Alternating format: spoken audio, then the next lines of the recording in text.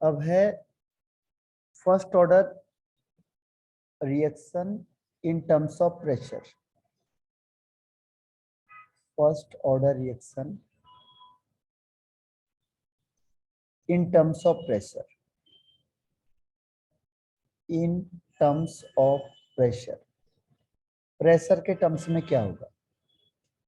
तो सपोज करो कोई ए बी कंपाउंड है और ये टूट जाएगा ए में और बी में। इसकी इनिशियल प्रेशर शुरू में पी आई है, यहाँ 0 और 0 है, तो पी आई हो जाएगी आपकी इनिशियल प्रेशर। Initial pressure. अब क्या होता है, सपोज इसका कोई पोर्शन यहाँ से निकल गया, क्योंकि जब रिएक्शन होगी तो ए और बी भी बनेगा। तो एक्स, सपोज ए है जो वो एक्स प्रेशर लगाएगा और बी भी एक्स प्रेशर लगाएगा।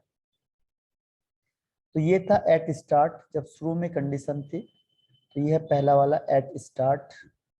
तो शुरू में प्रोडक्ट 0 होगा तो कोई प्रेशर लगाएगा नहीं, तो ये भी 0 हो जाएगा।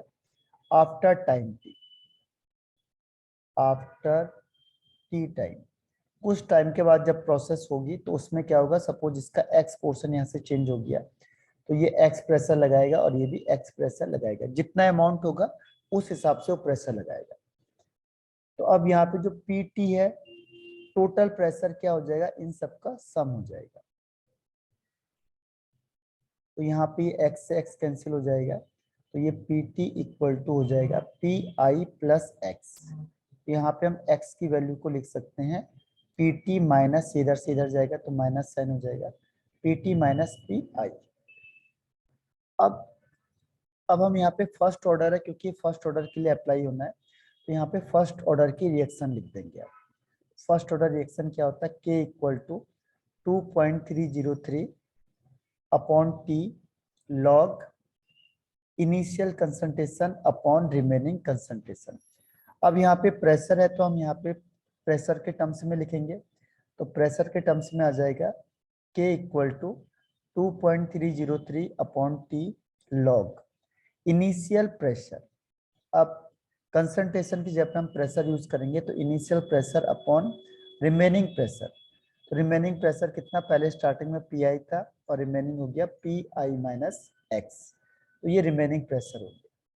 तो ये हमारा फॉर्मूला बन गया। अब क्या है, अगर सपोज करो एक्स की वैल्यू क्वेश्चन में गिवन नहीं है तो हम उसकी जगह पे एक्सचेंज कर देंगे। तो ये हो जाएगा के equal to 2.303 upon T log P I minus, अब जो x है उसकी जगह पे लिख देंगे हम P T minus P I bracket के अंदर। इसको सॉल्व करके जो आंसर आएगा वो आएगा 2.303 अपॉन टी लॉग पी आई अपॉन, ये माइनस इंटू माइनस का प्लस हो जाएगा तो दोनों पी आई ऐड हो जाएंगे, 2 पी आई माइनस, और ये माइनस इंटू प्लस का माइनस हो जाएगा। तो आपका जो फाइनल आंसर आ जाएगा वो ये होगा के equal to 2.303 upon T log P I initial pressure upon 2 P I minus P T. ये आपका फॉर्मूला बन गया है फर्स्ट ऑर्डर रिएक्शन के लिए। ठीक है, आगे समझ में?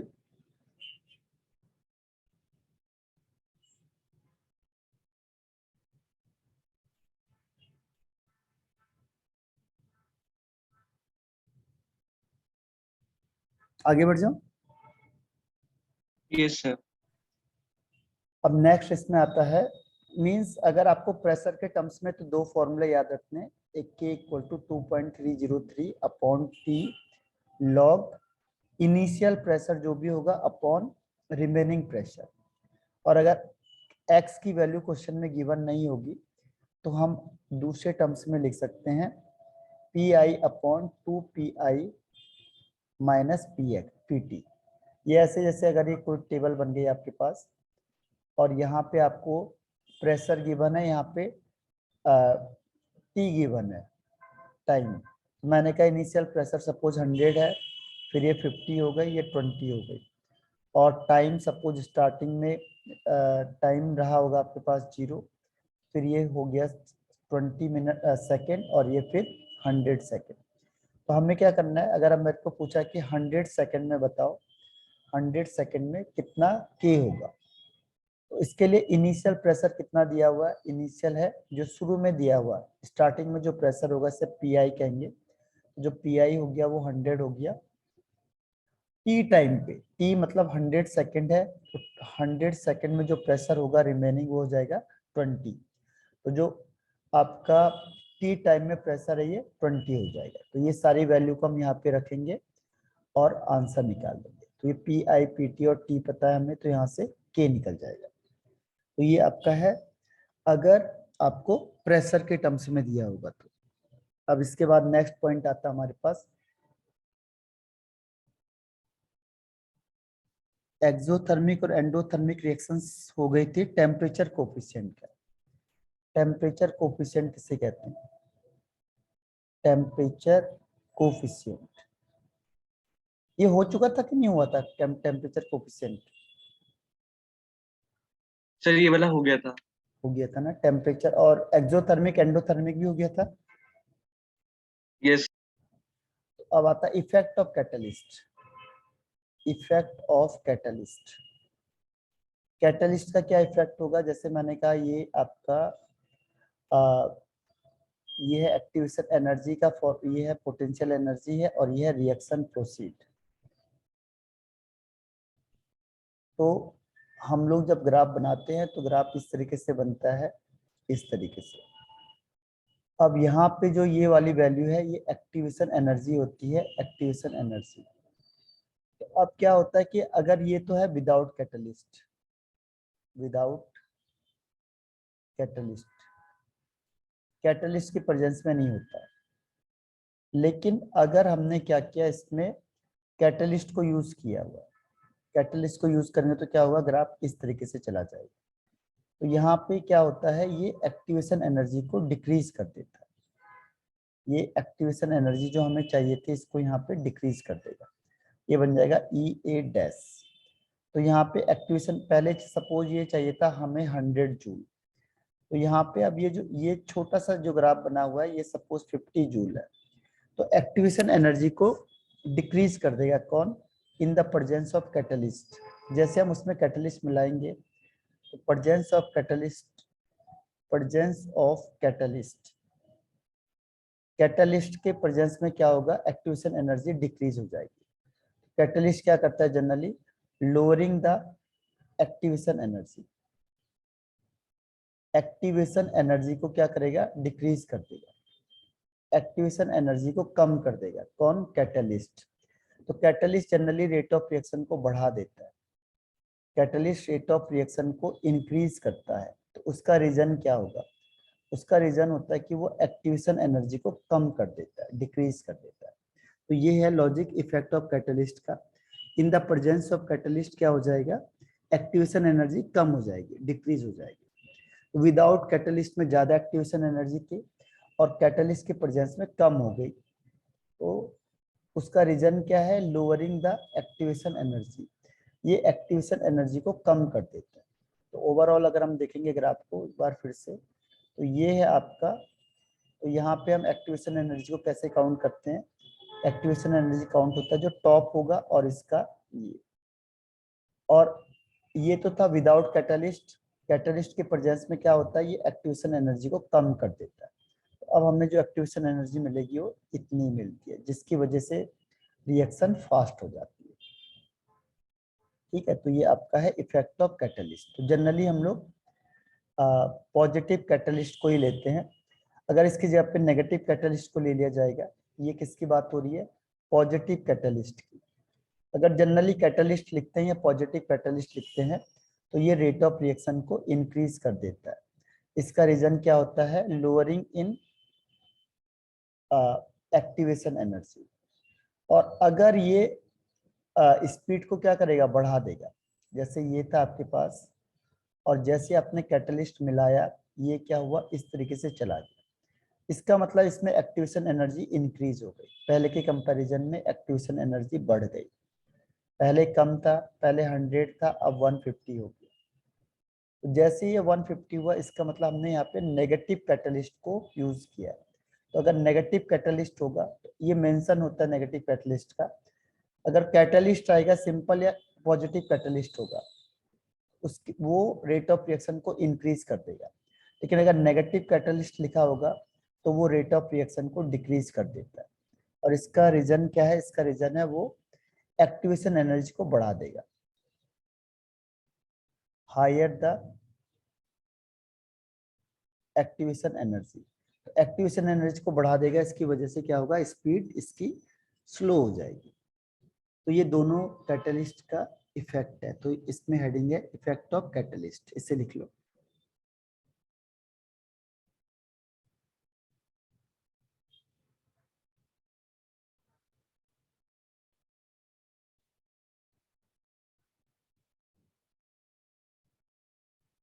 हो गया? Yes sir. अब इसमें नेक्स्ट आता है कि मॉलिक्युलरिटी और ऑर्डर ऑफ रिएक्शन में क्या डिफरेंस होता है। मॉलिक्युलरिटी और ऑर्डर ऑफ रिएक्शन, तो पहला कॉन्सेप्ट का होता है, ये कॉन्सेप्ट है थ्योरेटिकल या कैलकुलेटेड। थ्योरेटिकल या कैलकुलेटेड, इसमें सीधा हम कैलकुलेट करते हैं एलिमेंट्री रिएक्शन में, एलिमेंट्री रिएक्शन में।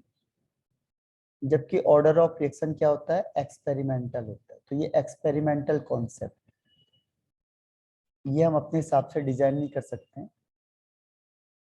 सेकंड है जो मॉलिक्युलरिटी होती है, इसकी जो वैल्यू होती है ये 1 2 3 यानी होल नंबर में होती है, बस 1 2 या 3 बस। जबकि इसमें जीरो भी हो सकता है, नेगेटिव भी हो सकता है, पॉजिटिव भी हो सकता है, फ्रैक्शनल भी हो सकता है। इसकी वैल्यू कुछ भी हो सकती है, लेकिन मॉलिक्युलरिटी है जो आपका 1 2 3 होल नंबर में ही होती है। थर्ड पॉइंट इसमें आता है कि जो इसकी मैक्सिमम वैल्यू होती है, मैक्सिमम ये 3 होती है। मॉलिक्युलरिटी मैक्सिमम 3 होती है, इससे आगे मॉलिक्युलरिटी वैल्यू नहीं होती है। लेकिन ये मैक्सिमम कितनी भी हो सकती है। जो टाइप ऑफ रिएक्शन है किस रिएक्शन पे डिपेंड करती है, तो ये केवल डिपेंड करती है एलिमेंट्री रिएक्शन पे। एलिमेंट्री रिएक्शन के लिए ये वैलिड होती है, एलिमेंट्री रिएक्शन के लिए। ये कॉम्प्लेक्स रिएक्शन के काम नहीं आती, कॉम्प्लेक्स रिएक्शन के लिए ये अप्लाई नहीं होती है, ये केवल एलिमेंट्री रिएक्शन के लिए। जबकि ये है जो ऑर्डर ऑफ रिएक्शन, ये ओवरऑल रिएक्शन के लिए वैलिड होती है। ये ओवरऑल रिएक्शन पे काम करती है, चाहे वो कॉम्प्लेक्स हो चाहे वो एलिमेंट्री, ये दोनों के लिए वैलिड होती है। ठीक है, तो ये आपका हो गया मॉलिक्युलरिटी और ऑर्डर ऑफ रिएक्शन में डिफरेंस। कई बार क्वेश्चन आ जाता है कि इसमें डिफरेंस लिखो, तो ये हो गया आपका। ठीक है, आगे बढ़ जाऊं? हो गया भी?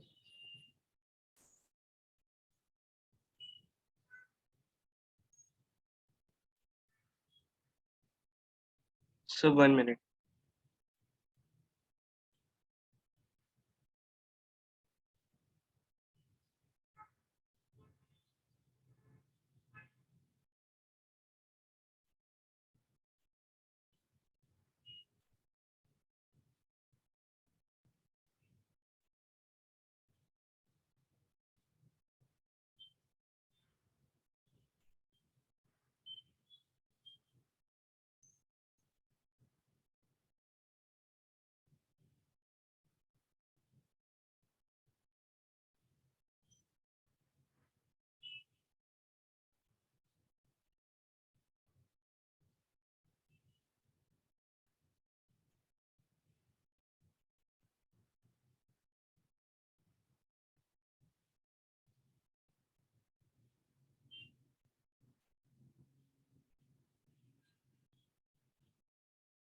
Yes sir done.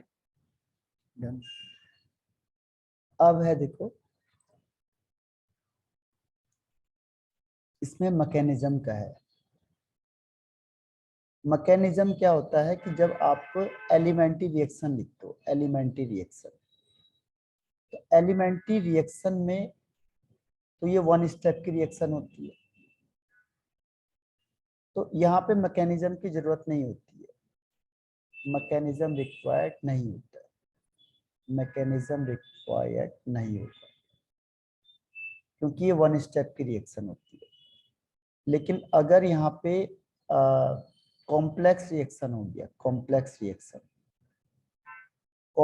रिएक्शन के लिए क्या होगा, वो तो सेवरल स्टेप में होती है।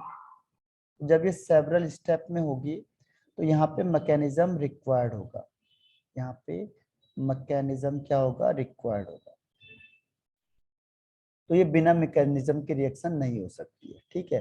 तो अब मैकेनिज्म किसके लिए अप्लाई होती है, मेन कॉम्प्लेक्स रिएक्शन के लिए होगी और एलिमेंट्री रिएक्शन के लिए नहीं होगी, क्योंकि वन स्टेप की है और ये ज्यादा स्टेप हो सकते हैं इसमें, इसीलिए यहाँ पे मैकेनिज्म रिक्वायर्ड नहीं होगा।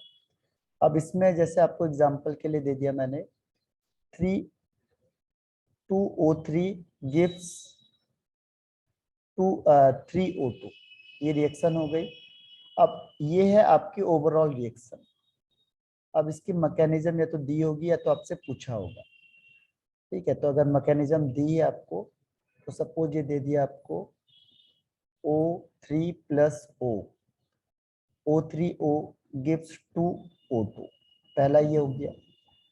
और दूसरा यहाँ पे हो जाएगा आपका O2 plus O gives O3 plus O gives, अच्छा ये तो हो गया 2O2 हो गया पहला। और दूसरा इसमें आएगा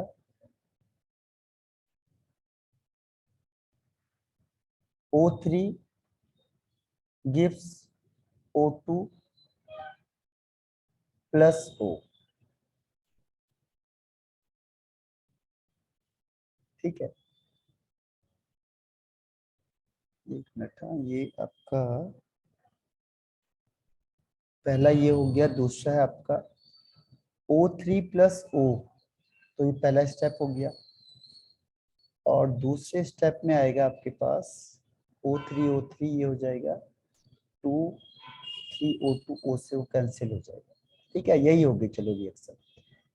अब इसमें से इसको उन्होंने दे दिया है स्लो स्टेप, पहले वाले को हमने दे दिया स्लो स्टेप और दूसरे वाले को हमने दे दिया है फास्ट स्टेप। और इसमें क्वेश्चन क्या आ सकता है, फास्ट स्टेप में यहाँ पे लिखा होगा K1, यहाँ पे लिखा होगा K2, ये लिख दिया होगा K3। अब इसमें क्वेश्चन क्या आ सकता है, पहला आएगा इसमें ऑर्डर ऑफ रिएक्शन बताओ,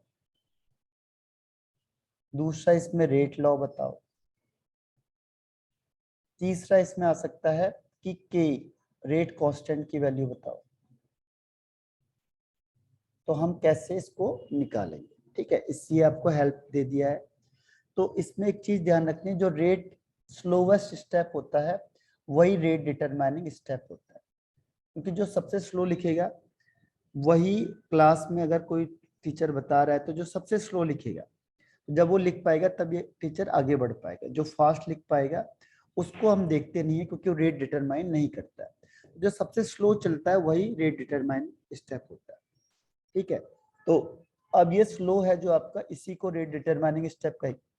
तो ये इसके अकॉर्डिंग रेट लॉ क्या बनेगा, इसके अकॉर्डिंग रेट लॉ या लॉ ऑफ मास एक्शन क्या होता है कि rate of reaction is directly proportional to concentration of reactant. तो रिएक्टेंट यहाँ पे कौन कौन से हैं, O3 और O है।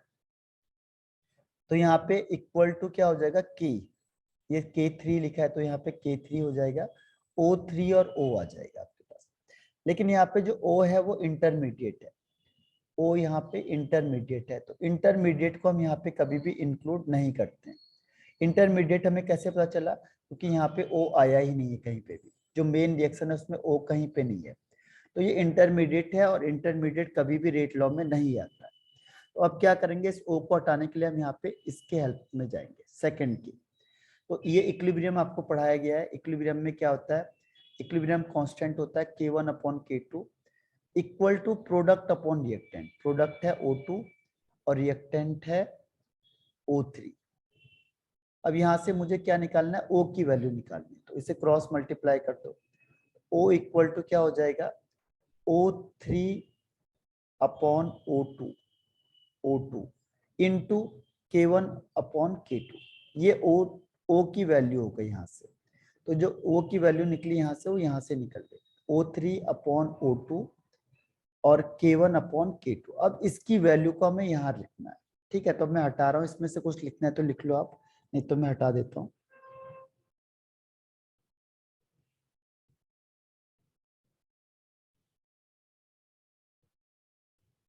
Yes, sir. Done. डन। अब देखो इस O की जगह पे, क्योंकि O तो हमें है ही नहीं, O को हटाना है, तो O को हटाने के लिए हम क्या करेंगे, इस O की जगह पे हम ये पूरी वैल्यू रख देंगे। तो इस पूरी वैल्यू को हम O की जगह पे रख देते हैं। तो यहाँ पे क्या हो जाएगा, R इक्वल टू K3, फिर यहाँ पे हो जाएगा आपका K1 अपॉन K2, और ये लिखेंगे O3 into O3 upon O2। ठीक है, अब क्या होगा, अब ये ऊपर चले जाएगा, तो R इक्वल टू हो जाएगा K3 K1 अपॉन K2। तो ये आपका रेट कांस्टेंट की वैल्यू आ गई, O3 का स्क्वायर, और ये O2 ऊपर जाएगा तो O2 की पावर -1। तो ओवरऑल ऑर्डर क्या हो जाएगा, ओवरऑल ऑर्डर हो जाएगा 2 -1, यानी फर्स्ट ऑर्डर का रिएक्शन हो जाएगा। फर्स्ट ऑर्डर रेट कांस्टेंट की वैल्यू क्या आई है, रेट कांस्टेंट की वैल्यू आई है K3 K1 अपॉन K2। और यहाँ पे थर्ड है रेट लॉ, तो ये आपका रेट लॉ आ गया। तो रेट लॉ जो हमने अभी लिखा है ये रेट लॉ ही है आपका। तो रेट लॉ में क्या हो जाएगा, R equal to K3 K1 upon K2, O3 की पावर 2 और O2 की पावर -1। तो इस तरीके से इसमें कोई भी क्वेश्चन आ सकता है कि ऑर्डर लिखो, रेट कांस्टेंट लिखो, या रेट लॉ लिखो, या फिर कई बार आपको मैकेनिज्म भी आ सकता है। तो मैकेनिज्म से अलावा इसे कुछ भी लिख सकते हैं। ठीक है, तो ये लिख लो।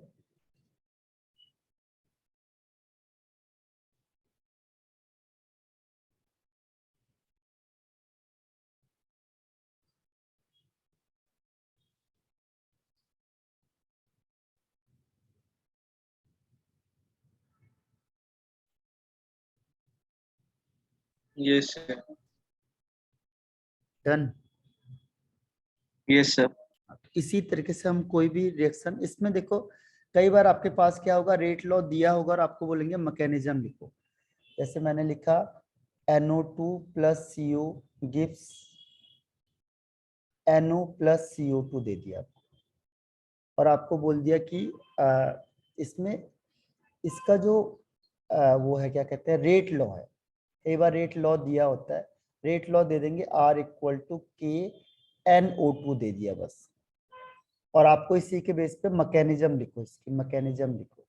रेट लॉ दिया होगा और मैकेनिज्म लिख देना है। तो क्या करेंगे हम, इसमें जो रेट लॉ दिया होगा इसी को हम स्लो स्टेप मानेंगे। तो पहले टूटेगा, हमें क्या चाहिए, यहाँ से NO चाहिए, और इसका एक ऑक्सीजन बाहर आ जाएगा। तो पहला स्टेप आ जाएगा, ये स्लो स्टेप होती है। इसके बाद स्टेप सेकंड में क्या होगा, मेरे पास दूसरा कंपोनेंट है CO। इस CO में मैं क्या करूंगा, ऑक्सीजन को ऐड कर दूंगा, क्योंकि ये ऑक्सीजन फालतू है और यहाँ पे हमें CO2 भी चाहिए। तो CO2 C plus O2 give CO2। अब ये फास्ट हो गई। अब इन दोनों को सम करके ऊपर वाला आना चाहिए, इन दोनों को सम करके ये आना चाहिए। ठीक है, तो अब ये कैसे आएगा, तो हमने दोनों को ऐड करेंगे तो O से O कट जाएगा।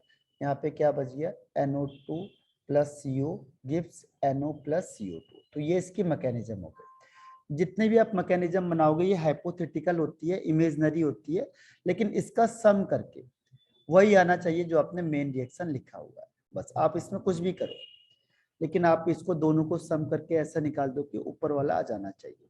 तो जो इंटरमीडिएट है वो कैंसिल आउट हो जाएगा और फाइनल आपको वही आएगा। तो ये इसकी मैकेनिज्म है। तो कई बार आपको रिएक्शन दिया होगा, मैकेनिज्म पूछ लेंगे, तो कई बार मैकेनिज्म दिया होगा और रिएक्शन पूछ लेंगे आपसे। तो इस तरीके से ये क्वेश्चन आते हैं, इसे लिख लो।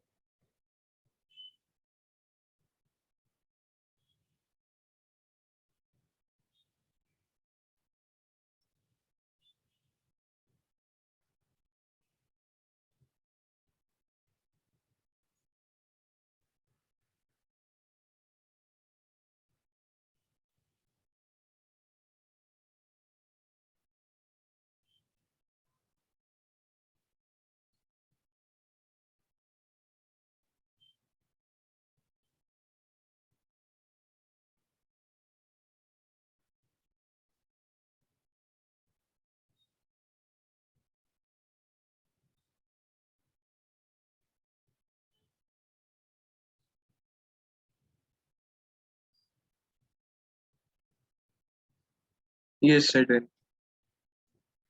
तो अब आपको एक है pseudo first order reaction. Pseudo first order reaction, तो स्यूडो फर्स्ट ऑर्डर रिएक्शन किसे कहते हैं? स्यूडो फर्स्ट ऑर्डर रिएक्शन होती है pseudo first order reaction. Pseudo first order reaction किसे कहते हैं? स्यूडो फर्स्ट ऑर्डर रिएक्शन कहते हैं कि जिसकी मॉलिक्युलरिटी 2 होती है, मॉलिक्युलरिटी 2 होती है, यानी हायर मॉलिक्युलरिटी होती है। दिखने में लगता है कि ये सेकंड ऑर्डर का है, लेकिन एक्चुअल में होता है वो फर्स्ट ऑर्डर रिएक्शन होता है। एक्चुअल में जो रिएक्शन होती है वो फर्स्ट ऑर्डर रिएक्शन होती है, लेकिन दिखने में हमें लगता है कि वो सेकंड ऑर्डर की रिएक्शन है। यानी मॉलिक्युलरिटी 2 होती है, लेकिन ऑर्डर ऑफ रिएक्शन होता है वो फर्स्ट ऑर्डर रिएक्शन होता है, उसे कहते हैं स्यूडो। स्यूडो मतलब होता है फॉल्स, फॉल्स। तो कैसे पता चलेगा हमें? किसी का भी हाइड्रोलाइसिस कर दो आप, जैसे मैंने यहाँ पे एस्टर ले लिया, CH3COO C2H5, ये एस्टर है। जैसे हमने हाइड्रोलाइसिस करेंगे ना, वाटर डालेंगे तो ये ऐसे टूट जाएगा। टूटने के बाद क्या आएगा? ये माइनस चार्ज, ये प्लस चार्ज, यहाँ पे H प्लस और यहाँ पे OH माइनस, तो ये बन जाता है आपका CH3COOH और C2H5OH। तो अगर हम इसका रेट निकालेंगे तो रेट क्या आ जाएगा? Rate equal to K CH3COO C2H5। तो ये आपका हाइड्रोलाइसिस ऑफ एस्टर हो गया और H2O। लेकिन यहाँ पे ये जो वाटर होता है ये बहुत ज्यादा एक्सेस होता है या कांस्टेंट होता है। दो कंडीशन होती है जिसमें हम उसे काउंट नहीं करते। तो वो वाटर होता है वो बहुत ज्यादा एक्सेस अमाउंट में होता है, तो हम उसे काउंट नहीं करेंगे। तो ये भी एक हिसाब से कांस्टेंट का काम करता है, इसकी वैल्यू चेंज नहीं होती है। तो जब इसकी वैल्यू चेंज ही नहीं होगी तो ये रेट को डिटरमाइन कैसे करेगा? इसीलिए क्या करते हैं, हम इसको हटाना पड़ता है। जो R है और H2O है ये भी कांस्टेंट होते हैं दोनों। इस सॉरी K और H2O है, दोनों कांस्टेंट है, तो हम एक नया कांस्टेंट इंट्रोड्यूस कर देते हैं K डैश। इसकी जगह पे K डैश हम एज्यूम कर लेते हैं। और यहाँ पे होता है CH3COO C2H5, इसकी पावर 1। तो ये फर्स्ट ऑर्डर बन जाता है, लेकिन दिखने से हमें क्या लग रहा था? सेकंड ऑर्डर है, 1 + 1। तो दिखने से हमें लग रहा है सेकंड ऑर्डर है, लेकिन एक्चुअल में क्या होता है? फर्स्ट ऑर्डर रिएक्शन होती है। इसीलिए हम इसे स्यूडो ऑर्डर कहते हैं। ये किस केस में नेग्लेक्ट किया जाता है? इसकी दो कंडीशन है। नेग्लेक्ट करने के लिए इसकी दो कंडीशन है। पहली कंडीशन क्या है? या तो ये बहुत ज्यादा एक्सेस में होगा, या तो किसको नेग्लेक्ट करेंगे हम? नेग्लेक्ट हम उससे कर सकते हैं, या तो जो रिएक्टेंट क्या होगा? बहुत ज्यादा एक्सेस में है। तो जब बहुत ज्यादा है, उसकी बहुत ज्यादा अमाउंट है, तो वो रेट ऑफ रिएक्शन को डिटरमाइन नहीं कर सकता, इसीलिए हम उसे नेग्लेक्ट कर देंगे। या फिर दूसरी कंडीशन क्या है कि जो वो रिएक्टेंट है इसकी वैल्यू कांस्टेंट होनी चाहिए। कांस्टेंट, कांस्टेंट का मतलब जो चेंज नहीं होगा। तो जब वो चेंज ही नहीं होगा तो रेट ऑफ रिएक्शन को डिटरमाइन नहीं करेगा। तो इन दो केसेस में क्या होता है, हम उसकी कंसंट्रेशन को क्या करते हैं? कांस्टेंट मान लेते हैं, यानी कि वो रेट ऑफ रिएक्शन को डिटरमाइन नहीं करता, तो हम उसे नेग्लेक्ट कर देते हैं।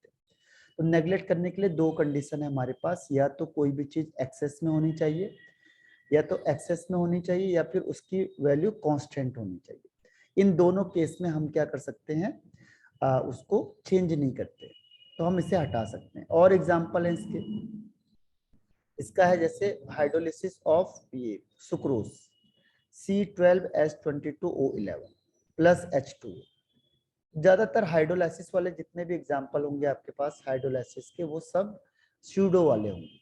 तो हाइड्रोलाइसिस का मतलब जैसे हमने इसे वाटर डाला, वाटर डालने से क्या बनेगा? ये ग्लूकोज बन जाएगा और ये सुक्रोज बन जाएगा। ठीक है, तो ग्लूकोज और सुक्रोज दो चीज बन गई। फ्रक्टोज और सुक्रोज, ये आपका केन शुगर या सुक्रोज है। इसे कहते हैं inversion of sucrose. Inversion, inversion of sucrose. अब होता क्या है कि ये जो वाटर है, अब इसका अगर हम रेट लॉ लिखते हैं तो रेट लॉ में क्या लिखेंगे? रेट लॉ में जो हमें यहाँ पे दिख रहा है, दिख क्या रहा है? एक तो सुक्रोज है तो K सुक्रोज है C12H22O11, और दूसरा है H2O। तो दिखने से हमें सेकंड ऑर्डर लग रहा है, क्योंकि 1 + 1 2, तो लगने से हमें लग रहा है ये सेकंड ऑर्डर रिएक्शन है। लेकिन क्या होता है, जो ये वाटर मॉलिक्यूल है यहाँ पे ये एक्सेस में होता है या इसकी वैल्यू कांस्टेंट होती है, क्योंकि बहुत ज्यादा अमाउंट है वाटर की, आपने सुक्रोज थोड़ा सा डाला हुआ है, तो क्या होता है जो वाटर होता है इसकी वैल्यू यहाँ पे रेट ऑफ रिएक्शन को डिटरमाइन नहीं करती, तो KH2O यहाँ पे कांस्टेंट हो जाता है। H2O की क्वांटिटी कांस्टेंट होती है, तो इसको हम दूसरा कांस्टेंट दे देते हैं K डैश। तो इसकी वजह से यहाँ पे होता है K डैश और सुक्रोज C12H22O11। तो ये मॉलिक्युलरिटी 2 क्यों है, क्योंकि दो मॉलिक्यूल रिएक्शन में पार्टिसिपेट करते हैं, तो इसीलिए इसकी मॉलिक्युलरिटी 2 है, क्योंकि दोनों के दोनों मॉलिक्यूल यहाँ पे पार्टिसिपेट कर रहे हैं, तो मॉलिक्युलरिटी 2 है, लेकिन ऑर्डर ऑफ रिएक्शन इसका 1 हो जाता है, इसीलिए इसे हम कहते हैं स्यूडो फर्स्ट ऑर्डर रिएक्शन। ठीक है, तो इसे लिख लो, ये हो गया आपका। तो जितने भी hydrolysis of ester, hydrolysis of glucose fructose sucrose sorry या इन्वर्जन, तो ये सारे एग्जांपल होंगे स्यूडो फर्स्ट ऑर्डर रिएक्शन के, और उनका ऑर्डर ऑफ रिएक्शन भी 1 माना जाएगा। तो ये भी हो गया आपका।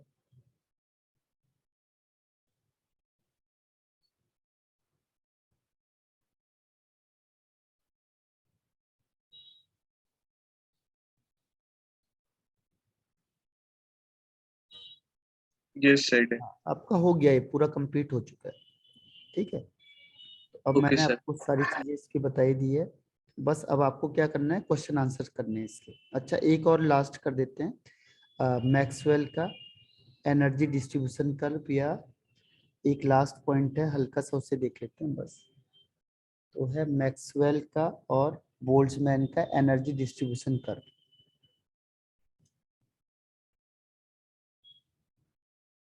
Maxwell Boltzmann energy distribution curve,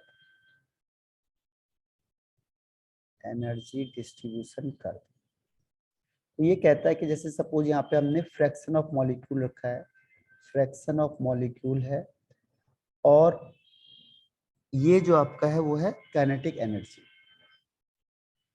तो अगर वेलोसिटी के टर्म्स में आएगा तो यहाँ पे वेलोसिटी आ जाएगी बस। तो इसमें क्या होता है कि इसका जो कर्व बनता है वो कैसे बनता है, इस टाइप से कर्व बनता है। तो कहता है कि बहुत कम मॉलिक्यूल ऐसे होते हैं जिसकी काइनेटिक एनर्जी या वेलोसिटी क्या होती है, कम होती है। तो इसने ऑब्जर्वेशन क्या किया कि वेरी लेस मॉलिक्यूल्स ऐसे होते हैं, फ्रैक्शन ऑफ मॉलिक्यूल जिसकी एनर्जी या वेलोसिटी क्या है, बहुत कम है, very very less, very very less, like this, ये दिख रहा है आपको ये। उसके बाद फिर क्या है, बहुत कम मॉलिक्यूल ऐसे होते हैं जिनकी एनर्जी ज्यादा होती है, वेरी लेस मॉलिक्यूल होते हैं जिनकी हाई एनर्जी होती है या हाई स्पीड होती है, हाई वेलोसिटी कह लो या हाई काइनेटिक एनर्जी कह लो। काइनेटिक एनर्जी जिसकी हाई होगी, जैसे ये वाला फ्रैक्शन, ये फ्रैक्शन भी बहुत कम है जिसकी एनर्जी क्या है, बहुत ज्यादा है, या जिसकी काइनेटिक एनर्जी बहुत ज्यादा है। तो कहता है कि मैक्सिमम फ्रैक्शन क्या होता है, मैक्सिमम फ्रैक्शन ऑफ मॉलिक्यूल क्या करता है, average fraction of molecule medium करता है, यानी एवरेज करता है, ये वाला, ये मैक्सिमम है जो बीच वाला, हाईएस्ट पीक में आता है ये। तो ये क्या करता है, एवरेज वेलोसिटी या एवरेज काइनेटिक एनर्जी को पजेस करता है, एवरेज काइनेटिक एनर्जी या एवरेज वेलोसिटी को पजेस करता है। अगर वेलोसिटी के रिस्पेक्ट में पूछा तो वेलोसिटी, और काइनेटिक एनर्जी के रिस्पेक्ट में पूछा तो काइनेटिक एनर्जी। तो ये एवरेज काइनेटिक एनर्जी को फॉलो करता है, एवरेज को। ये मैक्सिमम फ्रैक्शन, जैसे एग्जाम में टेस्ट होता है तो बहुत कम स्टूडेंट होते हैं जिनके हाईएस्ट मार्क्स आते हैं, बहुत कम होते हैं जिनके लोवेस्ट आते हैं, एक मैक्सिमम फ्रैक्शन होता है जिसका मीडियम में आते हैं। तो जो इसमें इसको कहते हैं, इसे कहते हैं मोस्ट प्रोबेबल काइनेटिक एनर्जी। अगर तो मोस्ट प्रोबेबल काइनेटिक एनर्जी क्या होगी, कि जो kinetic energy maximum molecule possess करते हैं, the kinetic energy possessed by maximum molecule, तो उस एनर्जी को हम कहते हैं मोस्ट प्रोबेबल काइनेटिक एनर्जी। और ऐसे ही आता है मोस्ट प्रोबेबल वेलोसिटी, किसे कहेंगे, तो मोस्ट प्रोबेबल वेलोसिटी किसे कहते हैं, जिसमें मैक्सिमम मॉलिक्यूल जो एनर्जी जो वेलोसिटी पजेस करती है उसे कहेंगे most probable velocity, the velocity possessed by maximum molecule. तो तो मैक्सिमम मॉलिक्यूल जिस वेलोसिटी को पोजेस करते हैं उसे कहते हैं मोस्ट प्रोबेबल वेलोसिटी, यानी एमपीवी। और अगर कहेंगे मोस्ट प्रोबेबल काइनेटिक एनर्जी, तो इससे कहेंगे हम जिसमें मैक्सिमम मॉलिक्यूल जो काइनेटिक एनर्जी को पोजेस करती है, वो हो जाएगी मोस्ट प्रोबेबल काइनेटिक एनर्जी। और ये कौन सी लाइन है जो ये हाईएस्ट पीक वाली दिख रही है आपको, ये वाली पीक जो सबसे हाईएस्ट पीक हो जाएगा वो आपका माना जाएगा। ये समझ में आ गया? Yes sir. अब इसमें वो कहता है कि अगर हमने 10 डिग्री सेल्सियस को बढ़ा दिया, यानी टेम्परेचर कोफिशिएंट दिखा दिया, तो पहले अगर एक ग्राफ आ रहा है आपका और आपने ग्राफ खींचा तो आपका ग्राफ इस तरीके से दिखा रहा है, ठीक है, ये इस तरीके से ग्राफ है। तो ये ऐसे इस तरीके से ग्राफ जा रहा है। तो अगर आपने 10 डिग्री सेल्सियस बढ़ा दिया, तो हमने देखा था कि जो टेम्परेचर कोफिशिएंट होता है, अगर हम 10 डिग्री को बढ़ा देंगे तो रेट ऑफ रिएक्शन क्या होती है, डबल हो जाती है। तो इसका ग्राफ इस तरीके से जाता है कुछ। तो इसमें क्या होता है, मोस्ट प्रोबेबल वेलोसिटी कम हो जाती है। पहले ये वाली थी मोस्ट प्रोबेबल वेलोसिटी, या अगर काइनेटिक एनर्जी के टर्म्स में देखेंगे तो मोस्ट प्रोबेबल काइनेटिक एनर्जी। अब यहाँ पे जैसे हमने टेम्परेचर बढ़ाया, पहले टी टेम्परेचर था, अब टेम्परेचर टी प्लस 10 डिग्री कर दिया, तो रेट ऑफ रिएक्शन तो डबल हो जाता है, लेकिन मोस्ट प्रोबेबल वेलोसिटी डिक्रीज हो जाएगी, या मोस्ट प्रोबेबल काइनेटिक एनर्जी पहले के कंपैरिजन में डिक्रीज हो जाती है। लेकिन जो हाईएस्ट वाले होते हैं उनकी क्वांटिटी थोड़ी सी बढ़ जाती है पहले के कंपैरिजन में, लेकिन जो मोस्ट प्रोबेबल है उसकी जो वो है फ्रैक्शन है वो कम हो जाता है, क्योंकि ये क्या आपका फ्रैक्शन ऑफ मॉलिक्यूल होता है जिसकी एनर्जी कम से कम एक्टिवेशन एनर्जी के बराबर होती है, और ये काइनेटिक एनर्जी है या वेलोसिटी है, ठीक है। तो टेम्परेचर अगर 10 डिग्री का आपने बढ़ा दिया तो उसकी वजह से क्या होगा, जैसे टेम्परेचर 10 डिग्री बढ़ जाएगा, इसकी वजह से जो मोस्ट प्रोबेबल वेलोसिटी है 10 डिग्री प्लस वाला, वो कम हो जाता है किससे, नॉर्मल वाले से। और लेकिन जो हाईएस्ट पोजेस वाले होते हैं जिनकी स्पीड ज्यादा होती है, हाई स्पीड जो मॉलिक्यूल होते हैं, ये बढ़ जाता है इसके कंपैरिजन में। जो 10 डिग्री सेल्सियस है उसके कंपैरिजन उसका बढ़ जाता है किसके कंपैरिजन में, जिनका टेम्परेचर टी है, ठीक है। तो ये आपका अब कंप्लीट हो चुका है सारा, ठीक। तो ये पूरा का पूरा आपका, अब आपको क्वेश्चन आंसर सॉल्व करने हैं और इसको मुझे डिस्कस करना है, ठीक है। तो अब हम इसको करते हैं, एनसीईआरटी क्वेश्चन स्टार्ट कर देते हैं, ठीक है। तो यहाँ तक में कोई डाउट? No sir. हाँ, तो 2 मिनट में एनसीईआरटी का डाउनलोड करता हूँ, तो 2-3 मिनट लगेंगे, तो आप इसके बाद ज्वाइन करना 3-4 मिनट में, ठीक है। Okay sir. ठीक ठीक।